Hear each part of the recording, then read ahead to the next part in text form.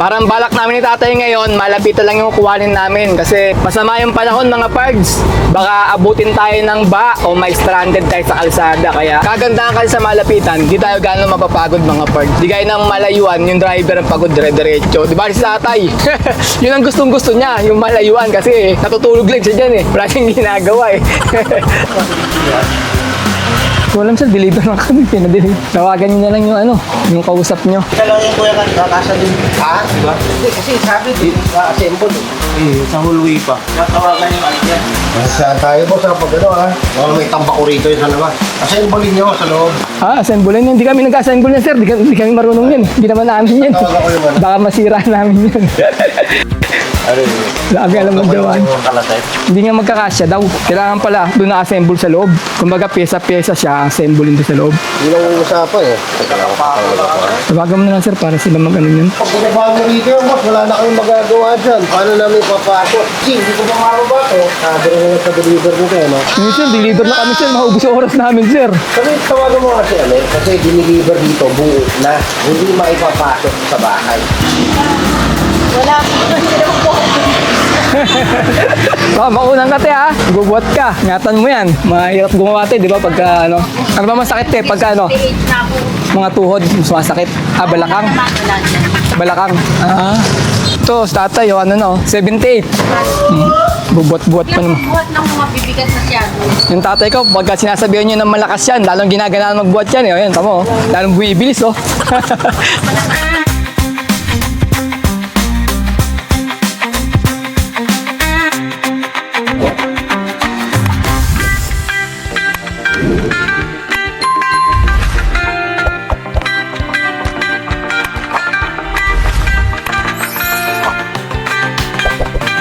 Good day mga pards! Today is another booking day na naman tayo. September 6 ngayon, Saturday 2025. Time check, 9:42 AM. First booking from Novaliches proper going to Gulod sa halagang 380. Ang layo ng pickup location ay 2.1 km. 1,000 kg to. Papunta na kami sa may pickup location. Sir, Lala Move sir. Pickup. Papunta kay ano, Chacha. 50 bucks. Ano ba yun, sir? Mga ano? Frozen? Frozen po.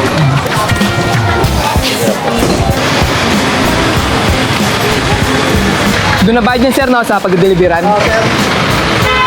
Okay, yung first booking na pick up na natin, papunta kami ng drop-off location. Ang layo ng drop-off location ay 2 km. Alright, let's go! Ayos mga pards, yung first booking natin, 2 kilometer lang, meron na agad tayong 380 pesos. Alright, di ba? Parang balak namin ni tatay ngayon, malapitan lang yung kukuhanin namin kasi masama yung panahon mga pards. Baka abutin tayo ng ba o may stranded tayo sa kalsada. Kaya dito lang kami, around Novaliches, Quezon City, ganyan lang. Paikot-ikot lang dito ng malapitan. Hindi nga kami nakabiyahe kahapon mga pards, gawa na masama yung panahon. Nung umaga, lakas ng ulan. Kala mo bumabag yun eh. Kaya ngayon lang Sabado kami ulit bibiyahe. Sabagay, nung Thursday, maganda yung income ni tatay eh. 2 booking lang kami, yung papunta ng... Saan ba yun, tay? Papunta ng San Miguel, Bulacan. Eh, nakachamba kami na magandang booking. Kaya 2 booking lang, uwi na kami ni tatay. Kasi hindi namin hinangad pa na dagdagan pa. Gawa ng pagdating namin doon, siguro mga 15 minutes lang. Umulan ng malakas eh.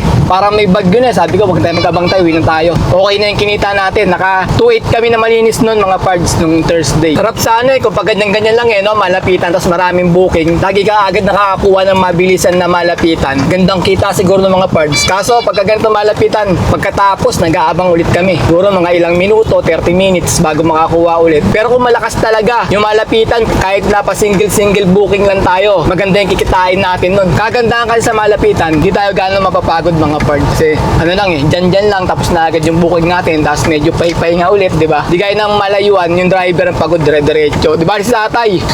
Yun ang gustong-gusto niya, yung malayuan, kasi natutulog lang siya dyan eh. Wala siyang ginagawa eh. Kaya pagka ganitong malapitan, siya naman napapagod kasi pa akit baba si tatay dyan. Tapos minsan bubuksan niya pa yung mga pintuan, ganun, di ba? Kaya yun ang advantage ng malayuan. Hayahay yung pahinante natin. Hello ma'am. Ma'am, nasa may dulo na kami ma'am na ano, Araceli. Ay, andito na ma'am. Si sir, sa may kulay green na gate. Sige ma'am. Thank you ma'am. Wala po. Baka maunang ka, te, ha? Bubuhat ka. Ingatan mo yan. Mahirap gumawa, te, di ba? Pagka, ano. Malayo pa naman, te, sa 60, no? Malayo pa. Ay pa. Lahati pa. Kalahati pa. Ano ba masakit, te? Pagka, ano? 8 na ako. Mga tuhod, sumasakit. Balakang. Wala naman, wala dyan. Balakang. Ito, sa tatay, ano, no? 78. Bubuhat-buhat pa naman. Buhat ng mabibigat na siya. Yung tatay ko, pagka sinasabihan nyo ng malakas yan, lalong ginaganahan magbuhat yan. Eh. O yan, tamo. Lalong bumibilis, oh. O yan, bumibilis, oh. Ginaganahan lalo. Pwede ka kami yung edad na. Huwag na. Lalong nasakit, no? Ngayon lang niya, mamaya, aray ko. Okay, gawin kita mo. Aray ko, magtatapon sa lumpas sa likod dyan. Hello? Good morning po, Lala Move. Ma'am, tanong ko lang, ma'am, kung ano pong pipikapin namin. Sopa lang po. Sopa. Sige, ma'am, papunta na ako, ma'am. Pakihintay lang po. Thank you po. Thank you. Time check, 10:30 a.m. Second booking namin from Novaliches proper. Going to Nagkaisang Nayon. Sa halagang 327. Ang layo ng pickup location ay 1.9 km. 1,000 kg to. Papunta na kami sa may pickup location. Ganyan lang, Lala Move. Tuloy-tuloy mo lang yung mga malapitang booking. Batuhan mo lang ako ng batuhan para goods yung kikitain namin ngayong araw na to, Sabado. Medyo matumal pagka Sabado eh. Pero depende. Minsan may matumal, minsan may malakas naman. Balik ulit tayo ng Novaliches Bayan, mga parts. Doon yung pick up namin ng second booking. First booking, doon din yung pick up namin eh. Doon tayo mga parts sa may pick up location natin ng second booking.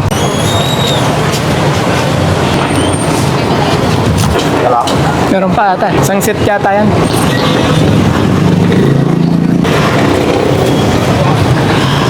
Pabaliktad kaya, sir? Ha? Baliktad rin natin. Baliktad. Yan.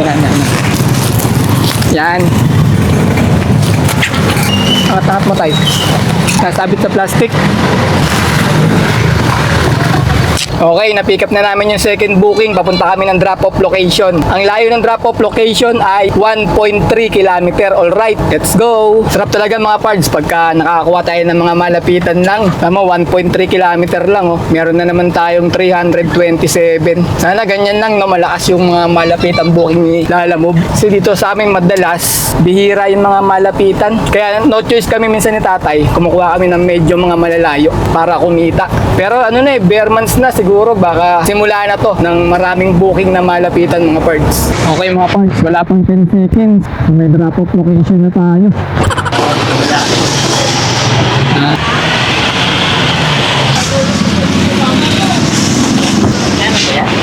327 sir. Masasara ba? Asara mo muna. Pag muna lagay tayo sa karang. 327. Sir. Thank you. Salamat sir. May mga parts. May tip tayo na 23 pesos. Nakaka 43 pesos na tayo na tip. Pwede ba tulungan mo ako bigyan na lang? Mataas na. Sige. Para di. Doble kita. Sige. Tulungan doon natin. Kasi katulog na mag-akyat eh. Pero mayroon ano dyan sir, iakyat? Mayroon iakyat dyan? Hagdanan? Hagdanan. Hintayin ko na sila. Dalawa. Third floor. Ayaw pa mag-isa yung buhati niya. Sabi ko patulong ka muna. Patulong na lang. Partner ba dyan sa taas sir? Oo. Kasi minsan nag-pick up din ako dito ng ganun eh, yung mga tissue. Ay, iba yung tissue, iba yung apartment. Oo, iba yung partner ko.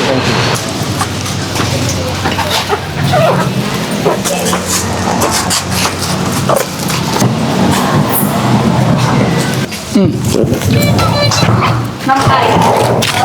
Pag ganito lang. Binigyan tayo ng buwat mga parts. 200 pesos. Kanina yung tip namin, 43 na mga parts. Nalagdagan ng 200. Bale, 243 na yung tip na nakukuha natin. Kaya okay na rin. Meron na tayong 243 na tip. Yeah! 11:12 a.m. mga parts. Wala pang alas 12. Bali, nakadalawang booking na kami ni tatay. Ngayon, mag-aabang ulit kami ng pangatlong booking namin dito sa may Novaliches Bayan.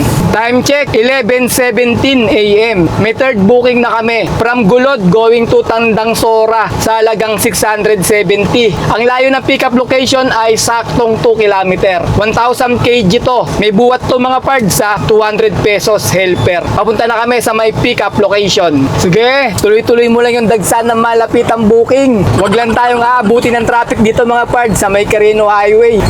Okay na yung mga booking na pumapasok sa atin. Pero mukhang maluwag naman ngayong Sabado kasi nag-uulan nga mga parts. Walang ganong gumagala yata. Kaya maluwag pa yung Carino Highway sa mga oras na to eh. Third booking. Tama, iba na sigari. Oh, ito. Siya, patagilid. Tayo, Ano ba una natin? Ito na natin. Ito una natin. Ah, sige. Ito na tayo. Magamo yan. Oo. Ah, sige. Sige, ito tayo. Kasya ba? Ito muna dyan. Sakto ba? Yan, kat ka. Paano? Dam na. Ah, sige, sige. Kaya lang. Ano, overmix. Ayan, ganyan. Yeah. Sige. Yeah. Hindi, ano? Alam, patagilid talaga. Patagilid. Hindi kaya. Mulan, takpan muna natin. Baka mabasa eh. Okay, na-pick up na namin yung third booking. Papunta kami ng drop-off location. Ang layo ng drop-off location ay 6.8 kilometer. Alright, let's go! Diniskartehan na lang namin mga parts kasi hindi magkasya. Ginawa ni tatay, tinanggal niya yung isang upuan, yung isang pisngi ng upuan. Kaya nagkasya siya. Kasi makakansila na naman daw kami pagka hindi namin tinanggal yung ano. Kaya tinanggal na lang ni tatay para may sakay namin at hindi kami makansilan. Ayan na, umulan na. Kasabay ng ulan, yung traffic. Ninyo, haba nito hanggang Mindanao Avenue na naman. Mula rito sa may TV5 magsisimula yung traffic. Kakasapi. Grabe talaga yung Carino Highway, Novaliches, papuntang Mindanao Avenue. Walang kakupas-kupas ang traffic. Tagal na namin, mag-isang oras na kami dito na stuck. Pagkatapos, yung sakay namin ni tatay, ano ba to? Kama na paleta. Problema, amoy rugby. Hay na kami ni tatay dito. Kaya binuksan namin bintana namin eh. Kaso, ang lakas ng ulan eh. Babasa na ako. Basa na yun. Dito na tayo mga pads sa may drop-off location ng third booking natin. Hinintay namin lumabas dito sa gate na to. Bale, malakas pa rin yung ulan. Kaya dito lang yung camera natin sa loob. Babasaan na naman yung camera eh. Malaki yun sir eh. Parang di kasya rin sa pintuan eh. Malaki. Parang hindi may ano kasi, may parang sa ulo. Oo, buo. Buo na pala yan. Yun sir. Dapat sir, di-assemble dapat pala. Oo, sabi eh. Kaya hindi kami nag-ano masyado.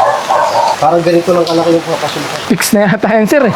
Naka-fix na. Sa ulo nga sir ang malaki dyan. Hindi naman nakakalas yun eh. Naka-fix na eh.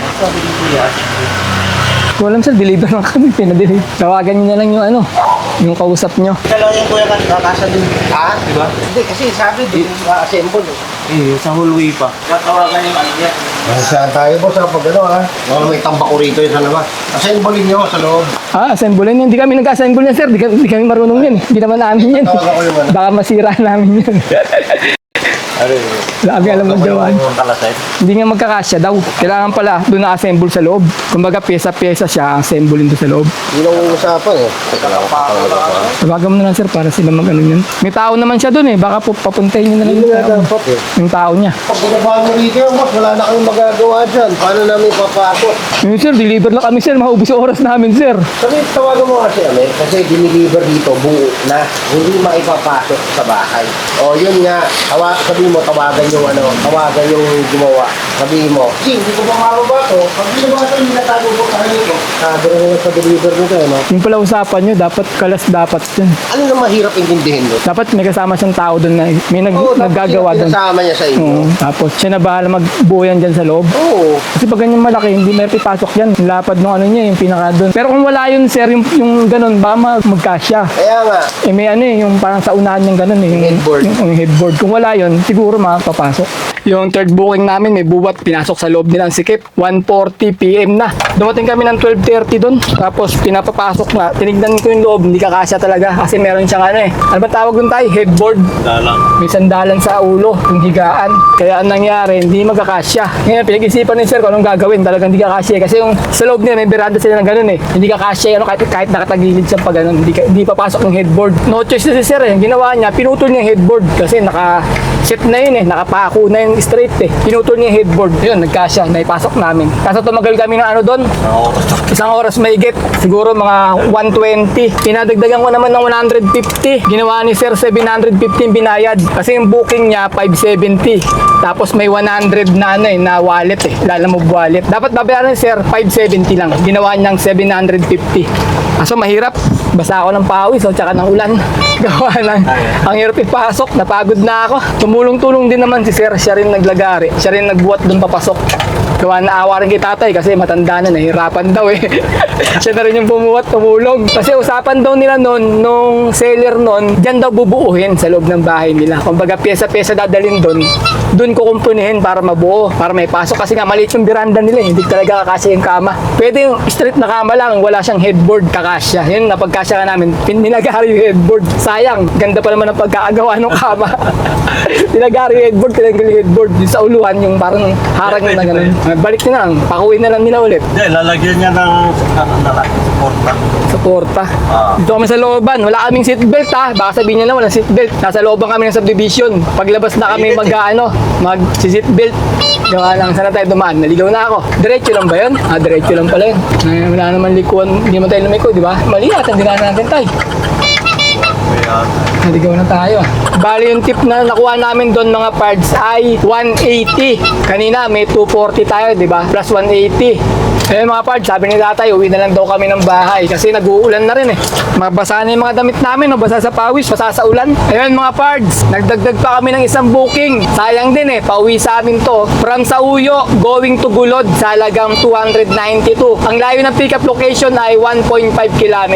300 kg lang to, sasabay namin pauwi. Papunta na kami sa may pickup location. Nandito na kami mga parts sa may pickup location namin. Hinihintay namin sa may gasolinahan kasi yung kanto na yan, dyan daw lalabas si Sir. Ilalabas niya na lang daw yung item.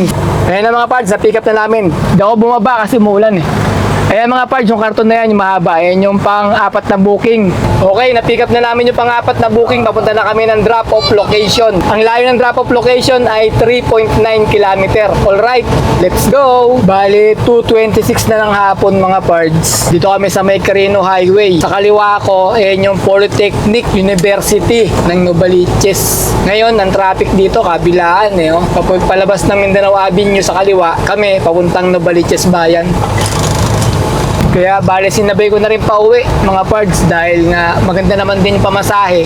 Nagpas na nga kami dun kasi paliko na rin kami ng Carino Highway sa may Mindanao Avenue kami kanina Pakanan na ako ng Carino Highway. Nakita ako meron lapit lang Kaya nag-U-turn ulit ako pabalik. Doon lang ang pick up sa may Shell Kaya pinick up na rin namin. Sayang din Kasi tignan mo yung langit mga parts ang dilim na naman Parang pabuhos na naman yung malakas na ulan. Ayan na, bubuhos na nga nagsimula Dashboard ba yan? Wag lang. Dashboard. Kasama yung Dito na lang. Dashboard na yan, truck? Dito. Hanapin mo yung tail lock para may kabit. Yung binigay ko sa'yo, dito yun, Ito. ayun na, dyan nalaglag Nakalagay lang dito. Kabit na natin. Habang hinihintay yung bayad. Kabit namin mga parts kasi tinanggal namin kanina to para magkasya yung yung kama. Tas mo. Tas mo pa. Baba. Mobra. Yung konti na lang. Yan. Yan. Ay. Ayan. Plastic pa. Dumi. Okay. Salamat. Ito mga parts naka-4 na booking kami. Naka 1,335 kami. Katapos may tip kami na 420. Pag inad natin dito, sabihin natin 1,750. Tapos bawasan natin ng diesel 300. 300 na diesel ang babawas natin kasi hindi kami kumain ni tatay. Sa bahay na kami manananghalian.